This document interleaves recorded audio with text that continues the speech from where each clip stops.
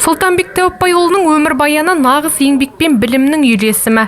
1956 жылы Мырзабай Ахон ауылында дүниеге келген ол, мектеп бітіре сала күріш бригадасында еңбек етіп, жердің бабын тануды үйренді. Кейін Жамбыл гидромелиоративтік институтын бітіріп, Мәскеуде ғылым жолына түсті. Оның арал гидроэкологиялық мәселелерді зерттеген еңбектері бүгінде сала мамандары үшін құнды оқулыққа айналған. Тәжірибелі маман ғылыммен ғана шектелмей, облыстың су шаруашылығын басқарып, Сырдария мен Жаңақорған аудандарының әкімі ретінде аймақтың әлеуметтік экономикалық әлеуетін көтерді. Қазіргі таңда Ыбырай Жақаев атындағы күріш ғылыми зерттеу институтының басқарма төрағасы ретінде Сыр өңірінің басты дақылын жаңа ғылыми деңгейде көтеруді мақсат етіп отыр.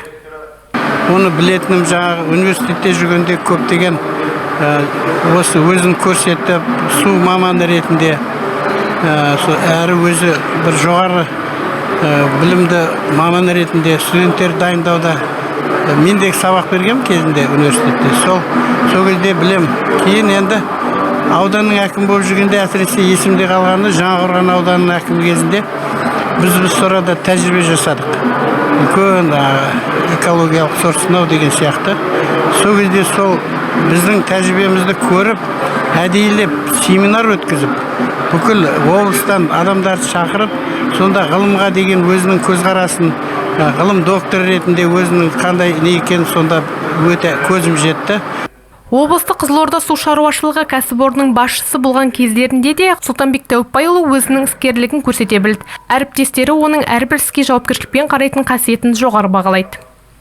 Біз Сұлтанбекпенен осыдан 50 жылдан астам бұрын Жамбыл жерінде, Тараз қаласында, Жамбыл гидрометеорологиялық құрылыс институтында бірінші курста бірге түскен болатынбыз. 5 жыл бірге оқыдық. 1980 жылы институтты бітіргеннен кейін біздер сол жас мамандар сол кездегі осы Жамбыл гидрометеорологиялық құрылыс институтының Қызылорда филиалында осында жұмысқа жіберді, мұғалім болып.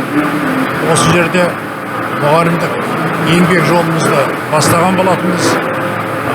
Осында 2 жыл бірге мұғалім болып қызмет істедік. Одан кейін Сұлтан Тәуіпбайұлы Мәскеу қаласына, сол кездегі мен Алматы қаласына ары қарай білімімізді жетілдіруге аспирантураға жол тарттық. Бүгінде Сұлтанбек Тәуіпбайұлы тек ғылымның ғана адамы емес, облыстық қоғамдық кеңестің төрағасы ретінде де елдің мұңын мұңдап жүрген тұлға. Жарты ғасырдан астам уақытын туған өңірінің өркендеуіне арнаған кейіпкеріміздің өмір жолы жас буынға өнеге. Нұрайым Төлепберген, Батырхан Жарасқан, Қызылорда қоғамдық телеарнасы.